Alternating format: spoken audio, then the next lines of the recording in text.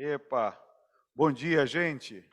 Estamos aqui prontos para começar mais um estudo da Torá, semanal, comunitário, na nossa tradição de estudo.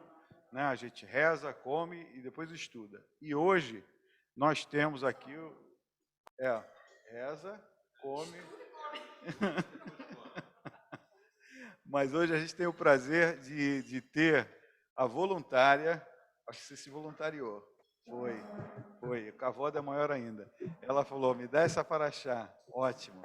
E assim, pré-aniversariante, Lorena Benchimol de Veloso. Né? Ela é uma mestre em administração.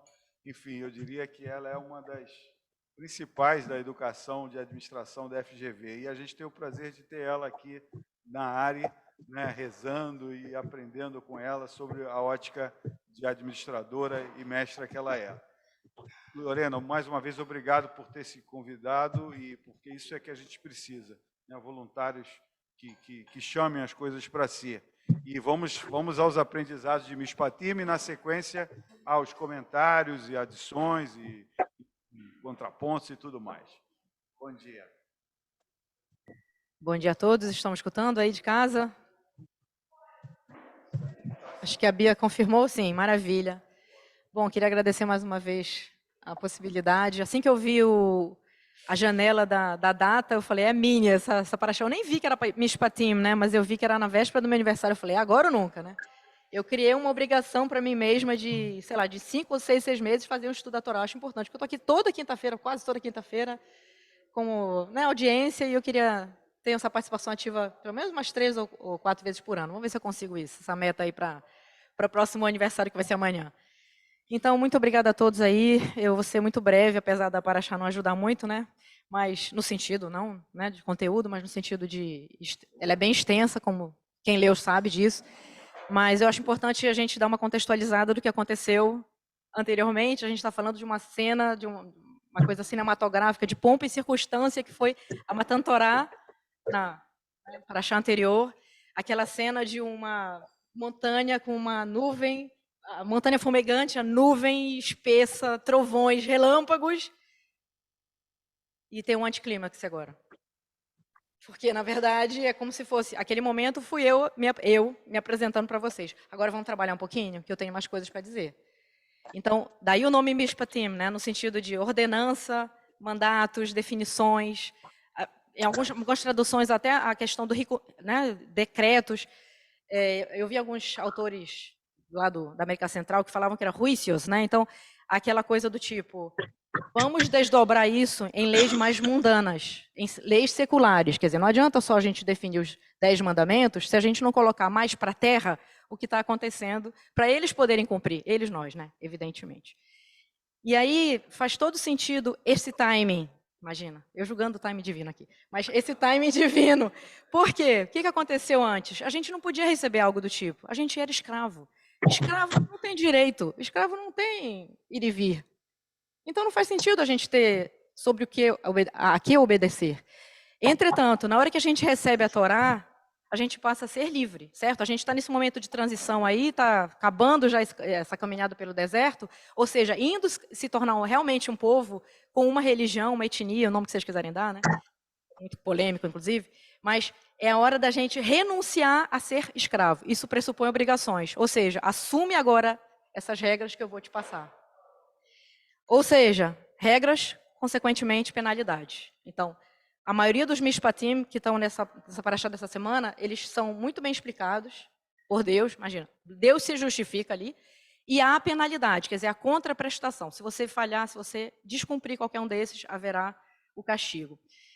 E aí, se a gente pensar bem, isso é para harmonizar mesmo a convivência daquelas pessoas que estavam saindo do ambiente primitivo, de nômades, para um ambiente de uma sociedade. Então, realmente, tínhamos que ter legislação para a coisa funcionar.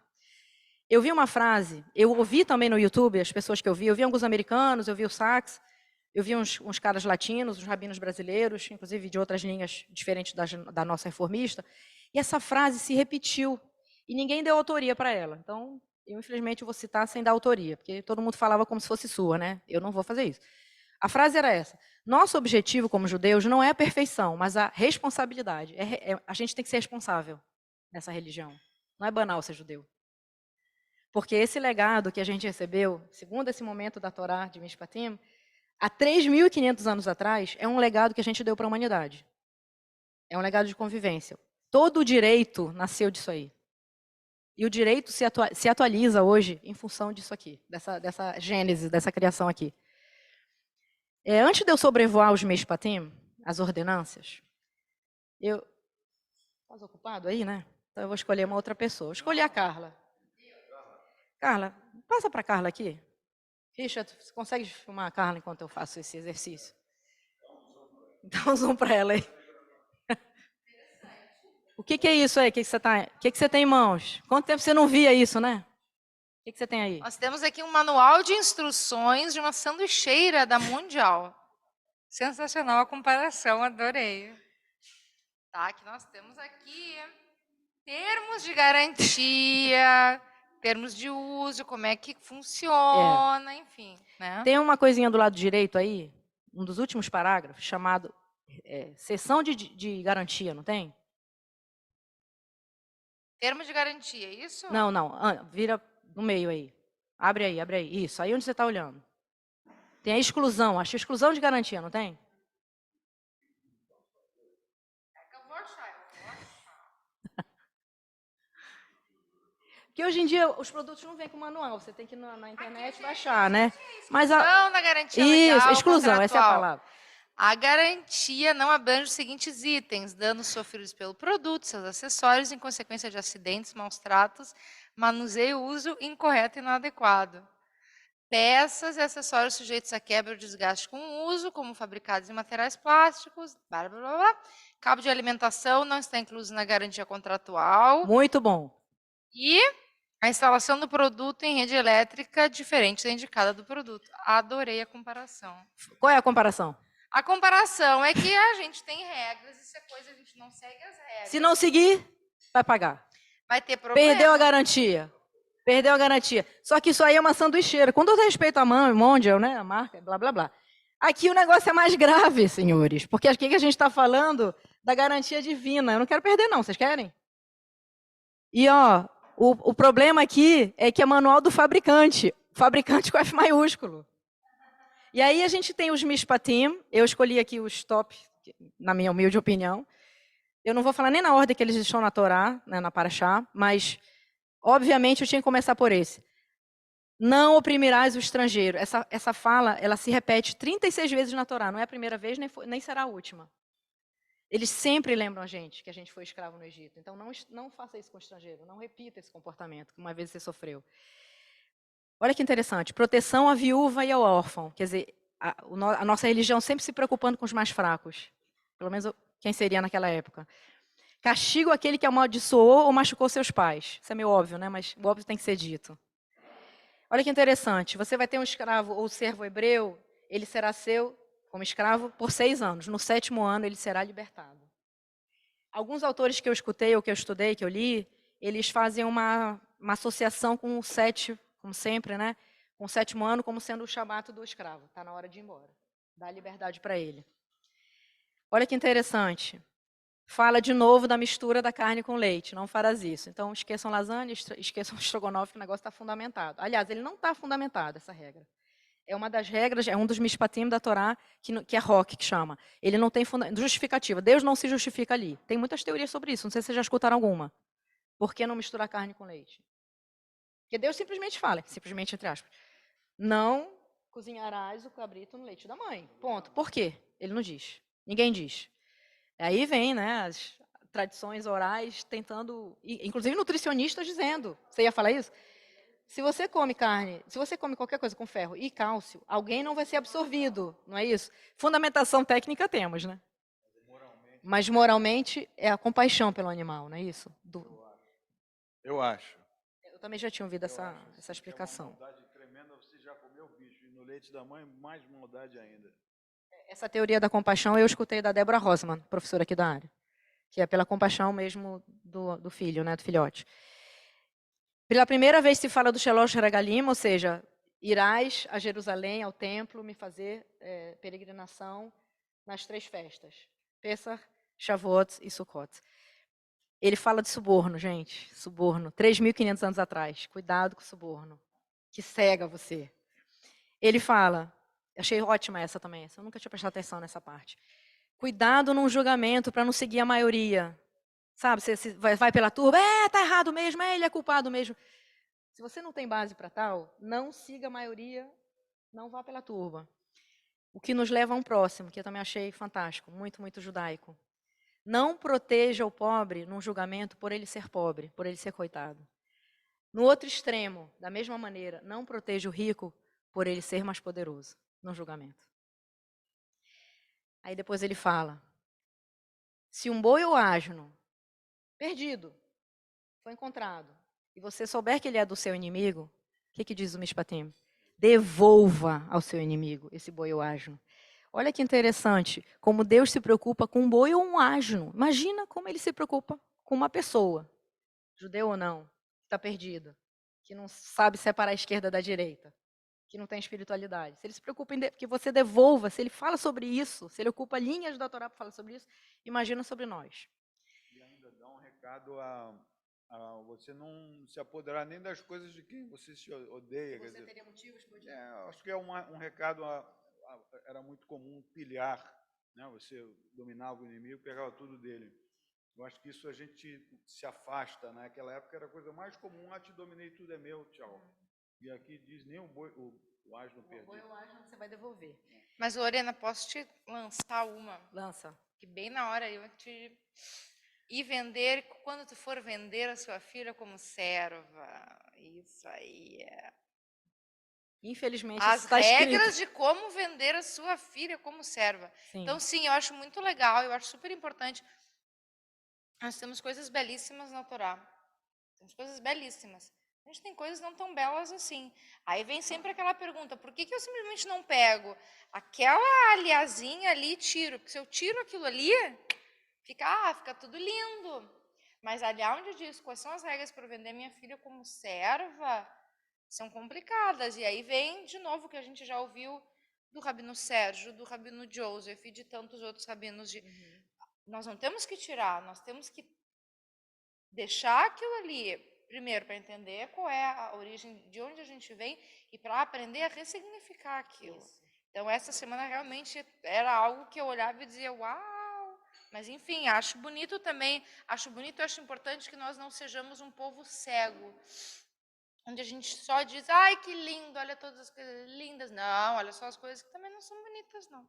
Esse era meu comentário. Muito bem observado, muito bem observado. E já que a gente está falando de bicho, né? Pela primeira vez se fala de zoofilia, sabe? Tá bom para vocês? Tudo bem, eu não tinha Netflix, né? Mas olha, tem 8 bilhões de pessoas. Mantenha isso no Homo sapiens, tá? Não te mexe com os animais. Ocultismo, proibido. Feitiçaria, proibida. Idolatria, quebrem as estátuas. 3.500 anos atrás, isso foi repetido, além de estar no mandamento, evidentemente. Aí vem o que não combinamos, tem a ver com o que a Carla acabou de falar. Aí vem o olho por olho e o dente por dente. É um trecho da Paraxá que muitas religiões usaram e usam até hoje contra a gente. Ah, vocês são esse povo do olho, dente por dente. Corrija essa pessoa que está lendo literalmente a Torá. A Torá não quis dizer com esta expressão que deve haver uma vingança, um revanchismo entre a gente. Se alguém me cegar, eu não tenho que cegar o outro. Ele tem que me pagar, ele tem que me compensar. Se eu cego ele, a gente vai ter 2 cegos na sociedade.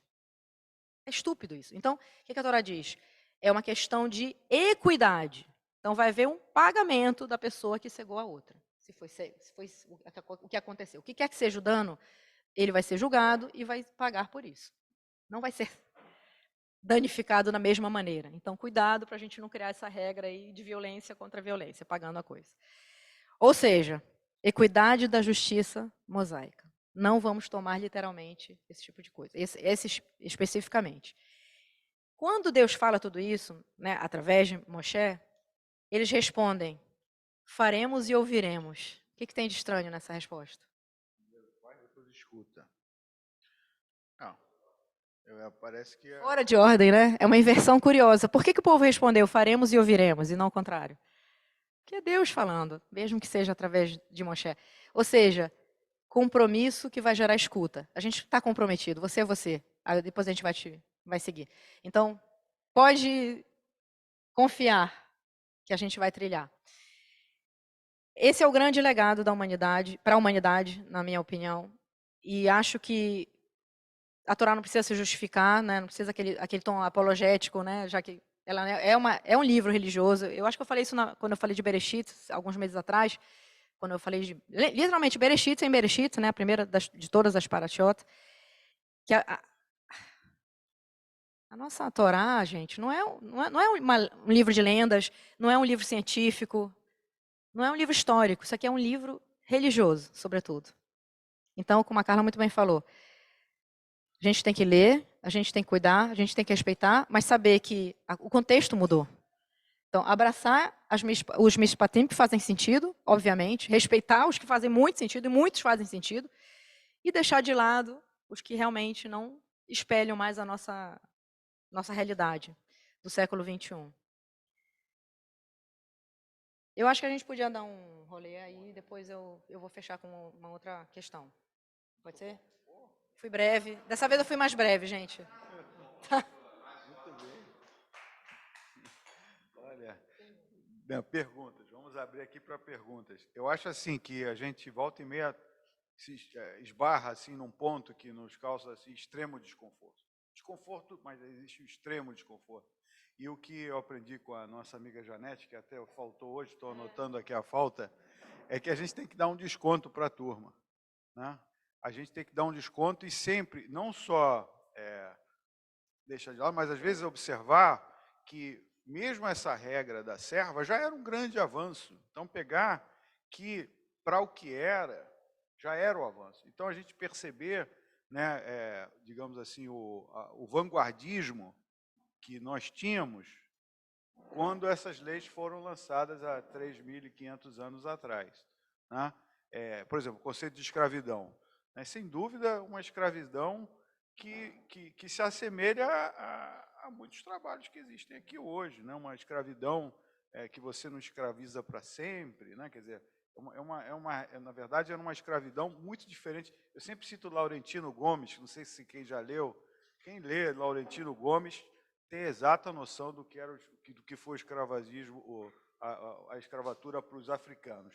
Uma escravatura muito diferente da que existia antes, né? Uma crueldade assim, fora de série.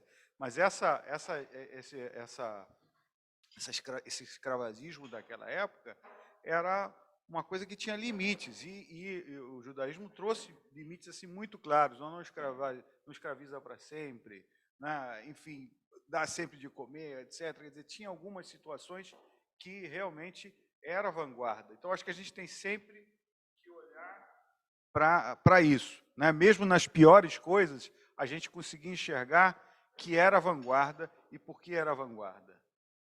Inclusive, ele diz, nesse 7º ano que eu vou liberar o escravo, se o escravo quiser ficar comigo, me servindo, ele pode. Ou seja, olha só o poder da palavra. Quer dizer, eu posso escolher como escravo querer ficar sendo sua escrava para sempre. Dá esse poder de voz para quem vai ser liberado.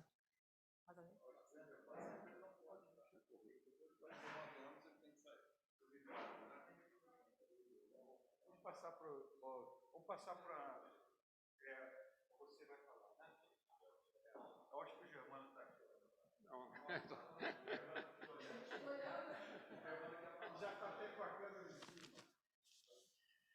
Bom, eu acho, Lorena, que a beleza desses conceitos, eles vão se desdobrando de uma forma tal que você tem que criar algumas definições. E acho que a partir daí as coisas começam a se complicar.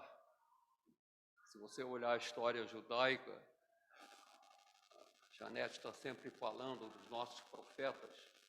Os profetas vivem em épocas em que o respeito dessas leis eram relegados. E eu tenho sempre essa preocupação, o que isso diz hoje para nós? Eu fico só na beleza desses conceitos? que eles representam para nós? E aí,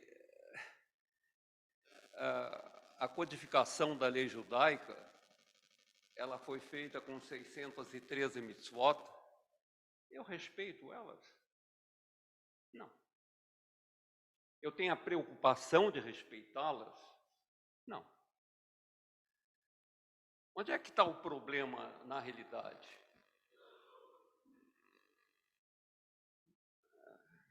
Quando houve um movimento na Alemanha da reforma, de uma certa maneira se fez uma tentativa de adaptar esses grandes conceitos de uma forma de você viver numa sociedade maior. E pequenos detalhes, né? Quer dizer, quando alguém, eu acho que foi século X, um negócio desse tipo, e considerou que a poligamia não era permitida para o judeu. Que direito ele teve de mudar? Como é que ele pensa que, naquele momento, ele tem direito de mudar regras básicas, conforme você falou, com tanta ciência? Eu dei noção para vocês do que deve ser, e, de repente, alguma coisa não se adapta ao meu tempo. Então, o que eu acho que na beleza dessas leis judaicas, o que a gente tem que entender é que elas são para serem adaptadas ao momento que nós estamos vivendo. E isso realmente não é fácil, e no mundo judaico cria uma divisão terrível daqueles que não aceitam e daqueles que aceitam, etc.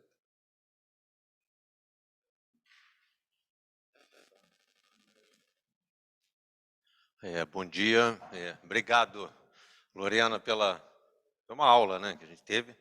Se pudesse falar sobre cada uma cada item de Mishpatim, ia durar aqui talvez umas 2 horas, ia ser maravilhoso. Já estou até curioso para ver o que você está guardando aí para o final, inclusive. Mas primeiro sobre essa questão da gente precisar atualizar e adaptar o que está escrito aqui, eu acho que vale a pena ouvir e ler o Ricardo Sichel, que no boletim da área, acho que ele foi muito prático e conciso, né, até como um advogado que em poder trazer alguma luz sobre essa necessidade.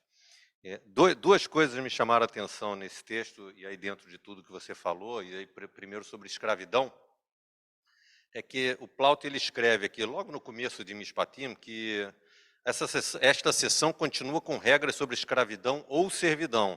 A Torá trata a instituição como um fato estabelecido da civilização e busca sua melhoria em vez da sua abolição. Isso me dá a sensação de que a escravidão não vai acabar nunca. Você fala em melhorar, mas você não fala em terminar. Tá? Então, passa por Laurentino, passa pelos milhões de escravos que vieram da África para cá, pelo que a gente vê hoje ainda, se encontra pelo interior, se encontra no mundo inteiro. Quando se discute que a bola da Nike é feita num regime de semi-escravidão no Paquistão, porque pagam $5 por dia e fica 14 horas trabalhando, acho que a sensação que eu tenho é que já desde essa época a gente tem a certeza de que a escravidão não vai acabar. O que a gente busca fazer, acho que o que a humanidade busca fazer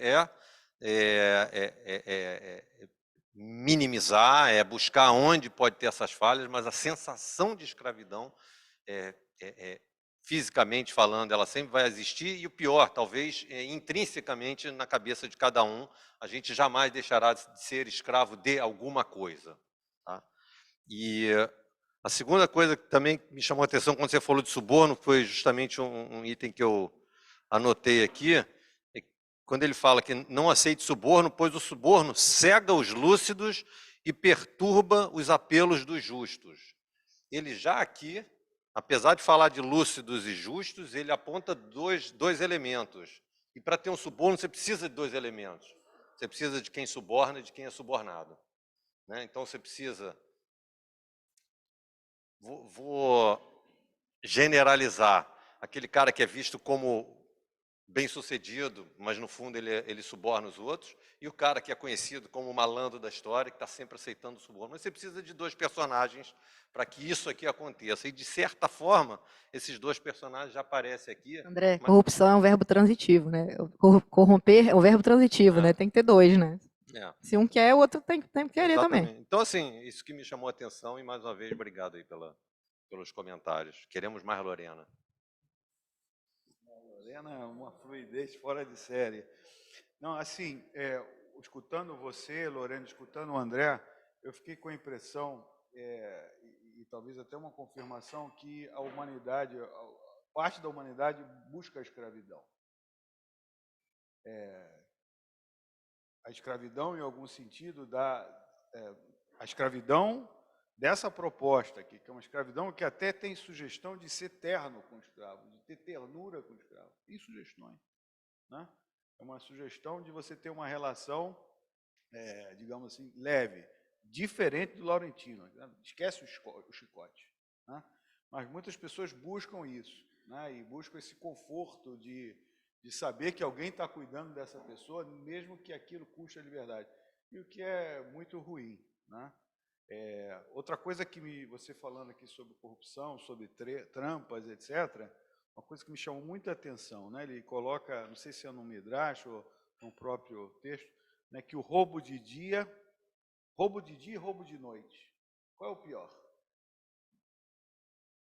O roubo da noite é pior. Porque o roubo da noite, você está na luz do dia, as pessoas ainda estão te vendo. E na noite, você está escondido, você está fazendo sem ninguém te ver. Quer dizer. Não, os roubos são todos ruins, mas assim, moralmente, a sugestão é que, se você for fazer alguma coisa errada, faça sem esconder isso. Né? Então, essas coisas de sigilo, etc., tem a ver com isso aqui, ao meu ver. Né? Mas vamos abrir aqui. Eu lembrei que quando você está falando sobre a questão de ternura com escravo, não sei se é um pouco forte essa tua palavra, vai. Não dá para ser terno com escravo, gente, num caso. Mas, ok, deixa eu defender a Torá e o que você falou. Em alguns aspectos, sim. Tanto que ele fala em algum momento, eu nem anotei isso, você falou, eu lembrei. Por isso que a gente tem que estudar mesmo, porque a gente começa a lembrar de outras coisas que eu não tinha achado tão importantes, mas agora passou a ser. Eles falam isso no Mishpatim. Se você é o senhor, né? Senhor e o escravo, né? Se você é o senhor do escravo, você tem que dar para o escravo o que você se alimenta também. Você come pão branco, você dá pão branco para ele. Você come lentilha, você tem que dar lentilha para ele. Você não pode discriminar a alimentação do escravo. Deus se preocupou com o cardápio do escravo, gente. Isso eu não lembro, mas o menu tem que ser igual. A geladeira tem que estar aberta para ele. Não era o caso na época, mas sabe.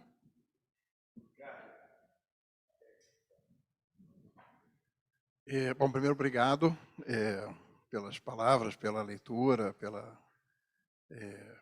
pelas explicações, né?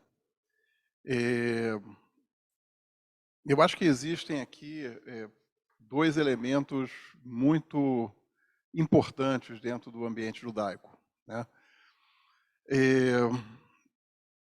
A verdade é que, assim, na época em que essas leis foram escritas, né, independente delas serem oriundas de 3.500 anos atrás ou de 3.000 anos atrás, nessa mesma época outras civilizações desenvolveram códigos legais também. Ou seja, não é algo que pertence exclusivamente a gente. Né? E o que diferencia o nosso código legal? O que de alguma forma, faz com que a gente entenda de forma diferente e atribua um significado maior às leis, né, e não só às leis de Mishpatim, mas de uma forma geral, às leis que ordenam o judaísmo.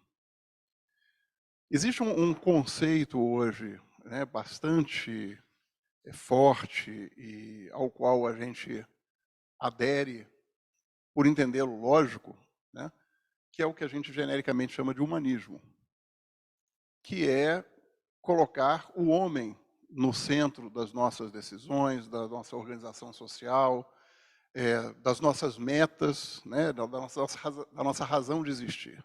Né? Ainda que alguns possam entender isso com um certo hedonismo, né, por outro lado, isso também faz com que o outro seja visto como igualmente importante, já que ele está dentro do contexto humanista.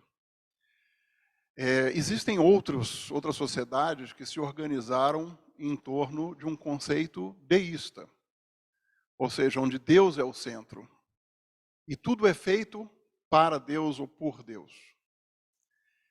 Eu acho que o que talvez exista de diferente na ordenação judaica, e é claro que isso não se obtém num estalar de dedos, isso é uma construção, e é uma construção permanente, é que o judaísmo procurou evitar tanto o humanismo como o deísmo.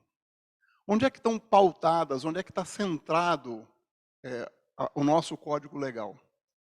O nosso código legal está num relacionamento. No relacionamento entre Deus e o homem. Ou, se você preferir, entre o homem e Deus. Pautar o nosso código a partir do relacionamento implica responsabilidade, implica ação, e implica principalmente uma normativa que vai além da nossa capacidade de intervenção. Ou seja, existem determinadas regras que foram estabelecidas a partir e para este relacionamento funcionar entre Deus e o homem, de tal forma que estas regras não fossem questionadas, não fossem modificadas. E existe um motivo para isso. Né? Eu vou repetir isso muitas vezes aqui, provavelmente, mas o judaísmo ele estabeleceu uma figura divina que não tem figura. Uma mensagem de algo que não se lê, não se escreve, não se ouve. A intangibilidade divina no judaísmo nos obriga a esquecer um pouco de Deus e pensar mais no relacionamento com esse Deus. É o relacionamento com esse Deus que a gente tangibiliza. É a forma que a gente tem de se relacionar com Ele. Né?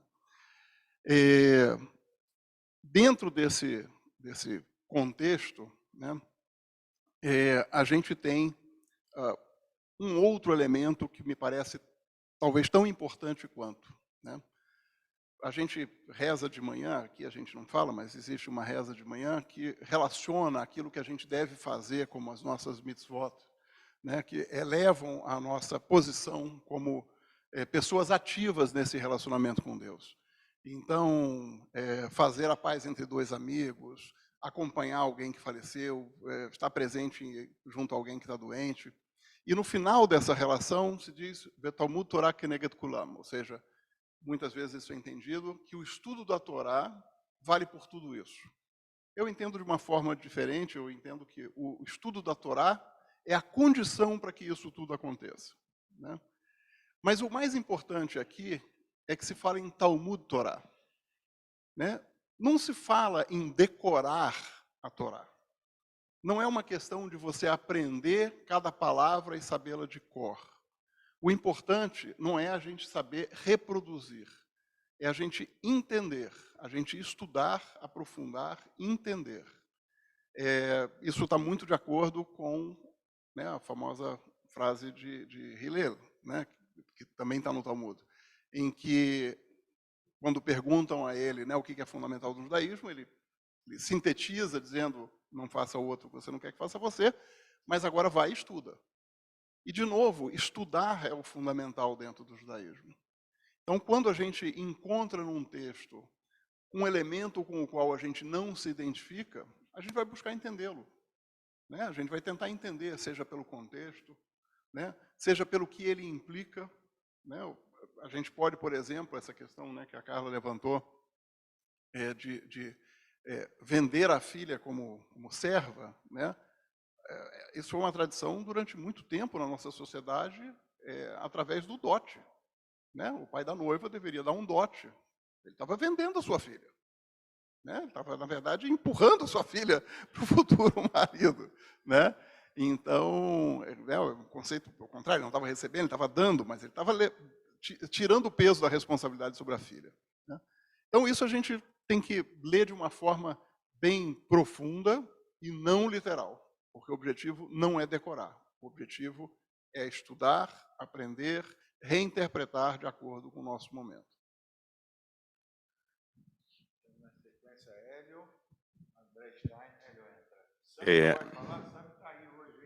Tá ligado aqui? Estão ouvindo? Sami, você vai falar hoje? Então, Lorena, parabéns aí. Eu não estudei previamente essa paraxá, dei uma olhada hoje e achei interessante alguns pontos. E, depois dos outros comentários, fica difícil até fazer alguns novos, mas eu quero fazer algumas considerações. A primeira é que, evidentemente, a gente tem que olhar à luz do que era na época e que aquilo era uma modernidade. E a Carla citou a venda da filha, tem uma outra coisa que me chama a atenção e que existia na escravatura brasileira também, quando os escravos, né, tinham filhos, né, as crianças ficavam com, pelo que eu li na Paraxá, com os donos e não saíam com os filhos. São coisas assim que chamam a atenção da época. Mas o que eu acho assim que é importante? Que essa Paraxá traz alguns conceitos que são atemporais, né? Primeiro que me chamou a atenção muito, e a Lorena citou, foi a questão do lembra que tu foi estrangeiro. Eu nem sabia que isso é repetido 36 vezes. E aí, fazendo um contraponto até a fala do Ricardo, que foi muito bacana, e também de 2 semanas atrás, eu acho que a gente depara, Ricardo, com o que a gente entende como sendo o judaísmo, mas não é a única vertente do judaísmo. Por exemplo, a gente falava naquela paraxá anterior que o Raul preparou, que a questão dos milagres. Hoje tem grande parte da nossa comunidade que acredita dos milagres, né? E até gira em torno disso, ou até de servir a Deus e não do humanismo. Então a gente tem uma variedade de possibilidades. E é muito difícil dizer qual é a certa, qual não é a certa, tem aquela que a gente se identifica maior. Mas eu falava de alguns termos que são atemporais, o outro que me chamou a atenção é a questão da responsabilidade civil. Quando, por exemplo, fala que se você tem um poço, você tem que cuidar para tampar o poço, para ninguém cair. Isso é temporal, vale para qualquer situação futura. Voltando a essa questão de recurso estrangeiro, e aí pegando um link também com as várias vertentes comunitárias, me surpreende como hoje, nesses tempos que a gente está vivendo, como essa questão de lembrar que você foi um estrangeiro para grande parte da nossa comunidade é uma coisa totalmente relevante. Se você abre o Facebook, você vê como pessoas teoricamente bem instruídas, bem posicionadas até profissionalmente, se coloca até diante dessa questão dos indígenas, das populações nativas. Já vi altos executivos reconhecidos dizendo assim, olha, mas por que eles não iam pescar? Por que não iam caçar? Coisas assim que parecem absurdas para a gente. E também, às vezes, a gente vê essas situações de pessoas que ignoram esses valores, vamos dizer assim, básicos, mas, ao mesmo tempo, são ligados só na ritualística do judaísmo. Eu acho que isso que eu queria comentar, essa questão da responsabilidade civil como um marco assim, muito importante. Obrigado. André Stein. O Hélio apontou, às vezes, um descompasso. Não, o camarada não faz o walk the talk. Eu só queria marcar 2 coisas que me chamaram a atenção. A primeira, quando o Germano falou sobre em algum momento decidiu-se que não podia mais ter 2, 3 esposas, com que direito, por quê, etc. e tal. E eu, curiosamente, eu passei 5 meses agora lá no Catar, lá na Copa do Mundo, é estranho para nós, né? A gente ouve falar, a gente vê imagens, fotos, vídeos, mas quando você pisa lá e vê um cara andando e 2 mulheres atrás, com cada uma com 2 filhos, parece uma pirâmide andando assim, né? Parece um V dos pássaros, né? Que vem tudo andando atrás, você fala assim, parece, quando você vê de longe, parece um conto, quando você vê de perto, fala assim, realmente é uma loucura, mas, por outro lado, atualmente, tem uma garotada aí que já discute, já tem a palavra chamada trissal, que é o casal de três. Então, já está voltando uma cultura assim que, em algum momento, pode ser que alguém reverta de novo. Não pode, agora está valendo. Né? E legalmente, por isso que, voltando ao Sichel, tudo vai sendo adaptado conforme o seu momento. A gente não sabe o que vai acontecer com meus filhos, com meus netos e netas, ou que venham aí pela frente, como que eles vão conviver. É só uma breve observação. E eu gostei muito quando o Ricardo falou da parte de relacionamento, porque Mishpatim, na verdade, sempre tem 2 ou 3 elementos ou mais, né, para que a coisa aconteça. É você e um escravo, você e sua filha, você e sua mulher, você o jumento e o não sei o quê, você o jumento não sei quem, mais alguém. Então, assim, de fato, quando você sai da centralização, seja do homem, seja de Deus, e tudo passa por relacionamento, a coisa fica mais complicada. E pensando que esse pessoal vai passar 40 anos caminhando junto, vai ter briga e vai ter discussão o tempo todo. Acho que também é um momento muito propício para dar uma parada, dar uma estabelecida em tudo, e falar, bom, agora vamos lá, vamos começar a nossa caminhada.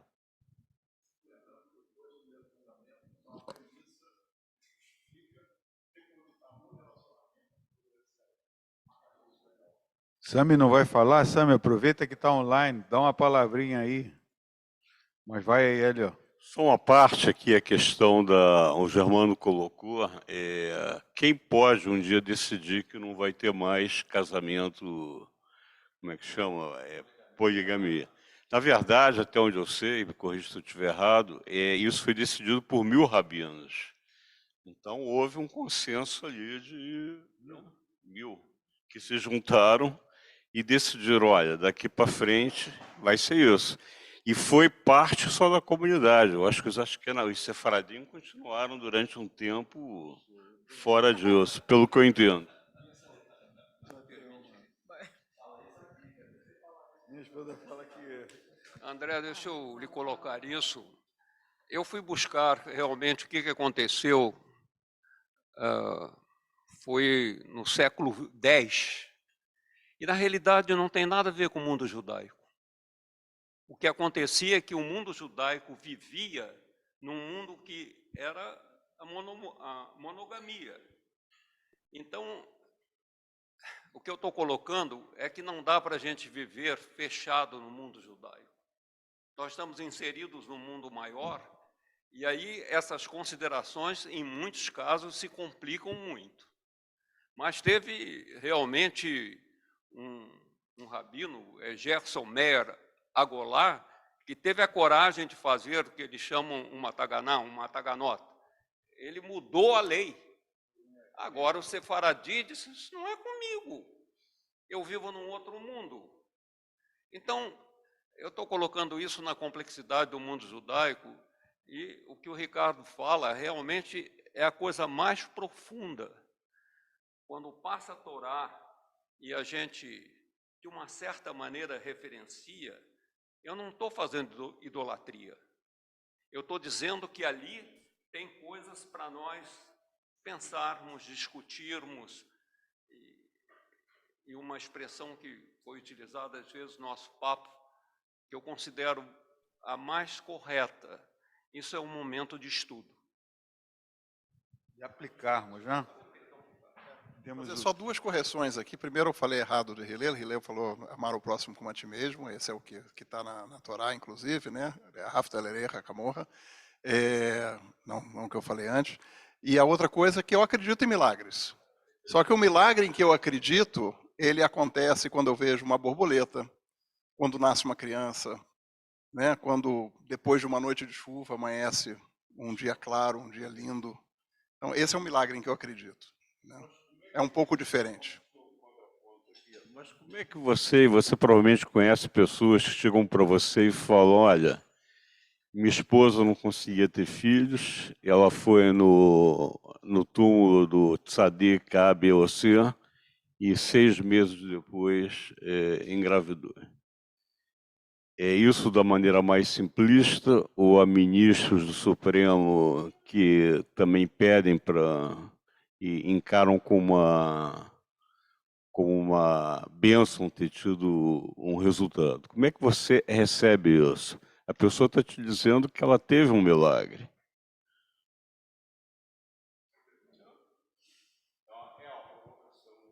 Eu vou ficar feliz por ela e vou achar que ela tem um conjunto de crenças no qual eu não compartilho.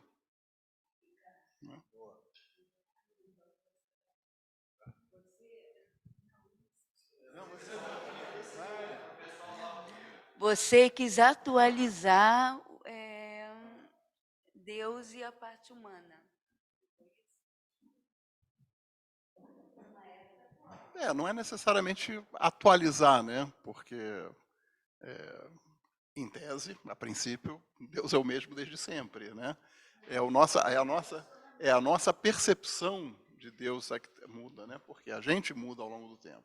Então, a nossa percepção de Deus muda ao longo do tempo.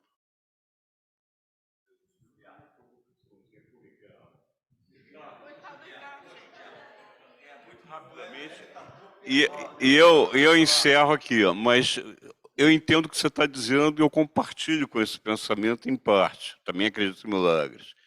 Mas como é que fica quando a gente tem um mundo judaico que grande parte acredita nisso? Para onde nós estamos caminhando?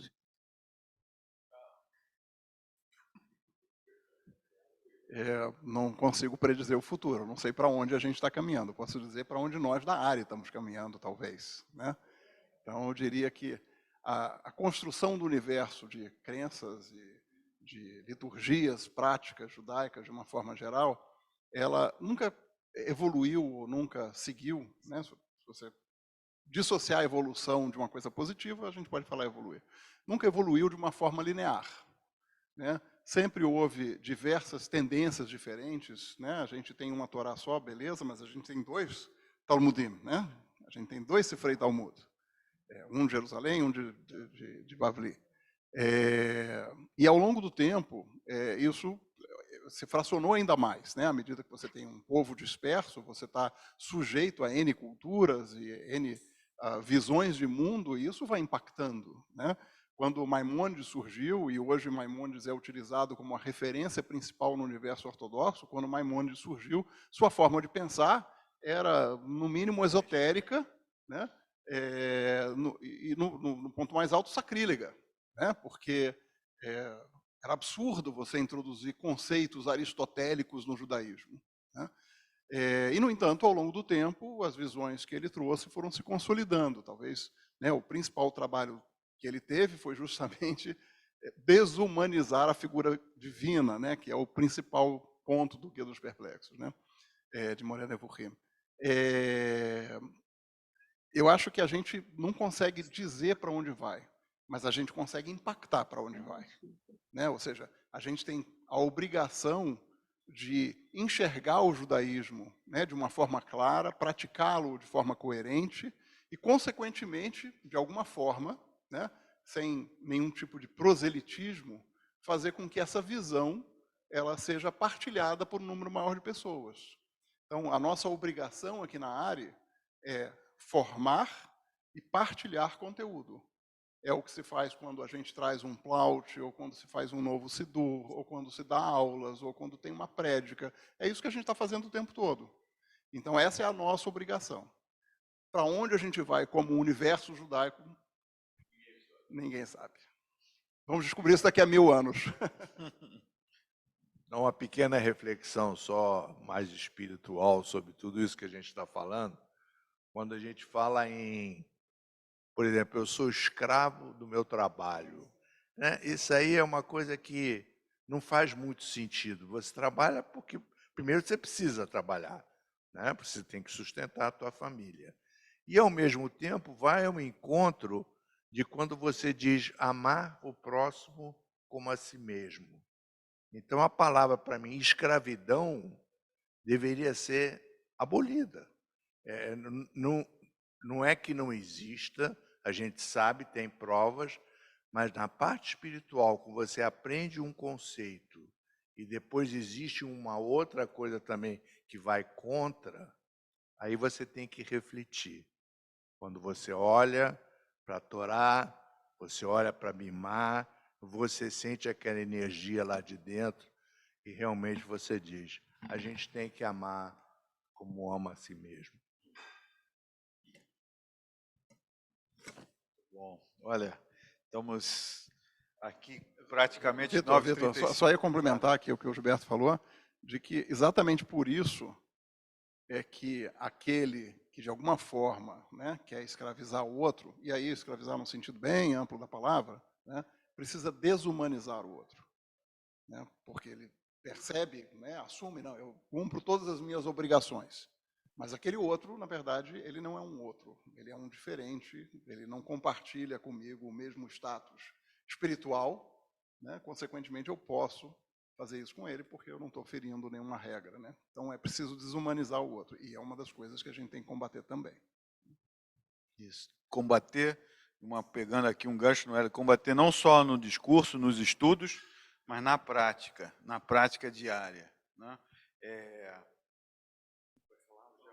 Não, então, Sami abriu o microfone já há uns 5 minutos. Por favor, Sami, um prazer te ver aí, mais magro, inclusive. Tio Sami. Mais magro, muito obrigado pelo mais magro.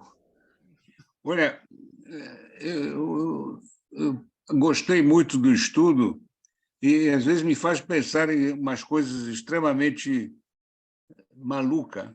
Eu acho que devia ter uns mishpatim para Deus. Por que não tem alguns mishpatim para Deus? Por que não tem algumas regras, basicamente, que dizem vamos evitar o choque das placas que causam 30 mil mortos?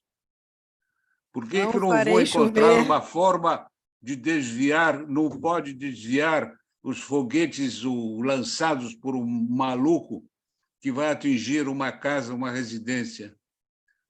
Por que não tem mandado inteligência para as pessoas descobrirem curas do Alzheimer? Eu acho que deveria ter alguns mishpatim para Deus, tá?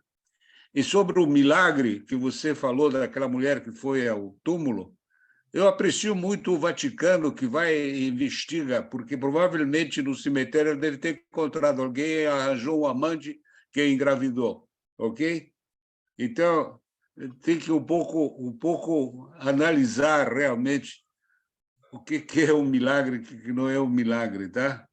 Aliás, é gozado, uma vez eu fui num bar mitzvah, lá, eu vi um rabino desses ultra, e que dizia o seguinte, ele atravessando a rua fora do sinal, ao chegar do outro lado vivo com o tráfego que tinha, ele considerou isso um milagre, ter chegado do outro lado. Então, com a situação do que é milagre hoje em dia, então esse aqui é um pouco comentário, eu sou um pouco como o Hélio, não estudei, li apenas isso, todas as regras, tá? Todos que pode, e apenas minha participação é trágica hoje, tá bom? Pelo contrário, nos divertiu. Ai, Sami, tá ótimo. Muito bom. Aparece mais, seja online. Olha, aceita a minha carona. Olha, tá bom. Vamos O aqui. problema da tua carona é que você me larga lá e como é que eu volto? Pô? Bom. Se a carona fosse me levar de volta para casa, eu aceitaria. Vou pensar na ida e volta também, tá? Bom, vamos terminar com a Lorena. Ela guardou uma coisinha para a gente. Não, Né? visita de nada, só para lembrar que também se fala de juros, né? Não emprestará dinheiro a outro hebreu com juros, gente. Em 3.500 anos atrás já se falava sobre isso.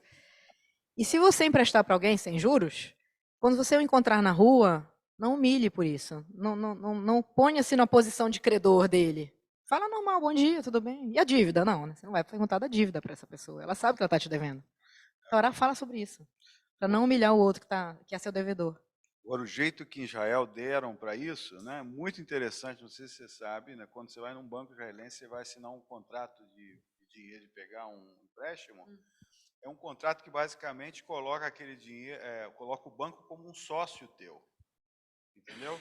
Então, quer dizer, você pode sim ajudar as pessoas a se levantarem, a ser sócio. Você precisa de um dinheiro? Para quê? Vamos levantar. Então, você tem o sócio nessa história. Então, os contratos de juros em Israel, eles, na verdade, são celebrações de sociedade.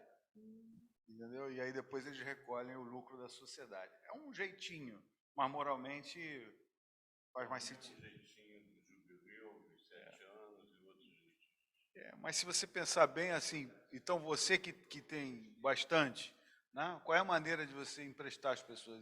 Emprestar e incentivá-los a empreendimentos, a ideias, a coisas que os libertem e o que sustentem, que dê para nascer com aquele dinheiro que você emprestou para ele se levantar.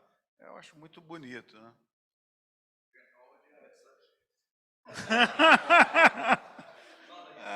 BNDES, BNDES é essa ideia, BNDES é exatamente essa ideia. Mas, Fala isso para o André Esteves e para o Beto Sicoqueira. esses aí eles são 42 bilhões. Bom, gente, então é isso.